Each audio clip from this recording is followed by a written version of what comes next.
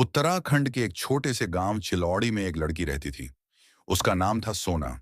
सोना सुंदर थी, मासूम थी, लेकिन एक अलग बच्ची थी। वह जन्म से गूंगी थी। लोगों ने उसका नाम तक बदल डाला था। कोई उसे मुंह बुलाता, कोई अभागिन और कुछ तो कहते। ऐसी लड़की को पालने का क्या फायदा। सोना की मां सुशीला एक विधवा थी। पति की मृत्यु सोना के जन्म के अगले साल ही हो गई थी। घर में बस दो लोग, मां और बेटी। सुशीला ने कभी अपनी बेटी को बोझ नहीं माना। कहती थी, मेरी सोना भले बोल नहीं सकती, पर इसका दिल बोलता है। सोना को पढ़ाई का बहुत शौक था। वह गांव के स्कूल में पढ़ती थी। इशारों से सब समझती थी। लिखने में तेज थी, चित्रकारी में अव्वल। लेकिन स्कूल में बच्चे उसे चिढ़ाते थे। चुप लड़की, गूंगी देवी बोलकर दिखा। सोना बस मुस्कुरा देती थी, पर भीतर कुछ टूटता था। एक दिन स्कूल की शिक्षिका सुमन मैडम ने नोटिस किया कि सोना कागज पर कुछ असाधारण चित्र बनाती है, जैसे किसी को गले लगाना कि आंखों से गिरते आंसू। मैडम ने कहा, इस बच्ची में कुछ अलग है, इसे पंख दो, ये उड़ जाएगी। जिले स्तर पर एक चित्रकला प्रतियोगिता हुई। सुमन मैडम ने सोना को उसमें भेजा। पहली बार वह गांव से बाहर निकली। सोना ने अपनी आत्मा से चित्र बनाया, एक माँ और बेटी की जोड़ी, एक जंगल, और ऊपर लिखा एक वाक्य जो होता है अच्छे के लिए होता है। लेकिन परिणाम आया, गौरी का नाम नहीं था। वह उदास हो गई। माँ ने उसके बाल सहलाते हुए बोला, सोना याद रख, जो होता है अच्छे के लिए होता है। अभी नहीं हुआ, इसका मतलब कहीं और बड़ा कुछ होगा। एक रात तेज बारिश हो रही थी। बिजली कड़क रही थी। सोना और माँ सो रही थी। तभी घर की छत का एक हिस्सा गिर पड़ा। सोना बच गई, लेकिन उसकी माँ हमेशा के लिए चली गई। वो रात सिर्फ बारिश नहीं थी, सोना की दुनिया का अंत था। गांव वालों ने मदद की, पर फिर वहीं ताने, वहीं सवाल।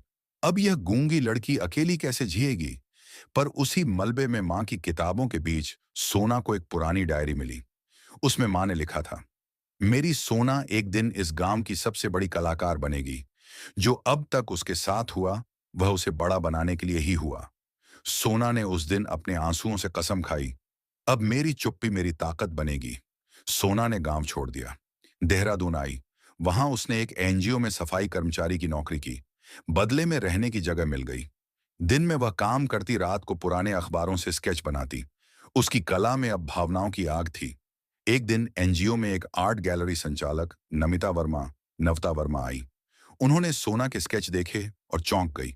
ये तो प्रोफेशनल से भी ऊपर हैं। किसने बनाए। जब पता चला कि एक मूक लड़की ने बनाए हैं, तो वह अबाक रह गई। नमिता वर्मा ने सोना को दिल्ली ले जाकर एक प्रदर्शनी में शामिल कराया। सोना का नाम पहली बार एक फ्रेम में चमका, सोना द साइलेंट आर्टिस्ट।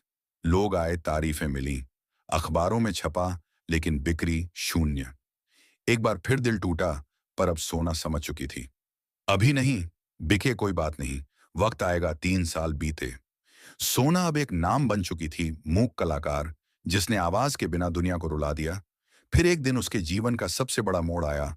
लंदन की एक आर्ट यूनिवर्सिटी ने उसे स्कॉलरशिप दी। सोना विदेश गई, बोल नहीं सकती थी, पर उसकी कला बोलती थी। अकेलेपन की पीड़ा, मां की ममता, समाज की बेरुखी और उम्मीद की चुप्पी। सोना भारत लौटी। अब वह मशहूर थी, मीडिया में छाई हुई, मगर उसने शोहरत नहीं चुनी। उसने अपने गांव चिलौड़ी में एक आर्ट स्कूल खोला, मां की पाठशाला। उसने गांव की बेटियों को फ्री में सिखाना शुरू किया। मूक, अंधी, विधवा, तलाकशुदा, जो भी चाहती वहां सीख सकती थी। उसकी पहली शिष्या थी रेखा, जो खुद भी समाज की ठुकराई हुई लड़की थी। गांव में जिस जगह उसे कभी गूंगी कहा गया था, उसी जगह अब पंचायत भवन के बाहर एक बोर्ड लगा था, सोना हमारी चुप कलाकार, गांव की शान। वह दिन आया जब उत्तराखंड सरकार ने उसे नारी गौरव सम्मान से नवाजा। सम्मान समारोह में जब सोना को मंच पर बुलाया गया, तो सब खड़े होकर तालियां बजा रहे थे।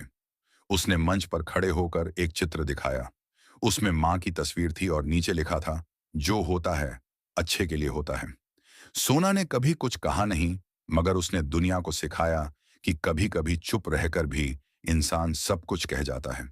उसने दिखा दिया कि जो तिरस्कार उसे मिला, वही उसकी कला बना। जो मां की मौत ने छीन लिया, उसी ने उसे जीवन का मकसद दिया। जिस समाज ने उसे बोझ समझा, उसी समाज को उसने रोशनी दी। इस कहानी से हमें यह सीख मिलती है, जीवन में जो भी हमारे साथ होता है, चाहे वह दोहक हो, अपमान हो, असफलता हो या अकेलापन, वह किसी बड़ी तैयारी का हिस्सा होता है। अगर हम हार मानने की बजाय उसे स्वीकार करें और आगे बढ़ते रहे, तो एक दिन वह सब चीजें हमें वहां पहुंचाती हैं जहां हम असल में जाना चाहते थे। कभी ना भूलें, जो होता है अच्छे के लिए होता है। अगर यह कहानी आपको पसंद आई है, तो इसे लाइक करें, शेयर करें और चैनल को सब्सक्राइब करना ना भूलें। मिलते हैं नई वीडियो में। धन्यवाद।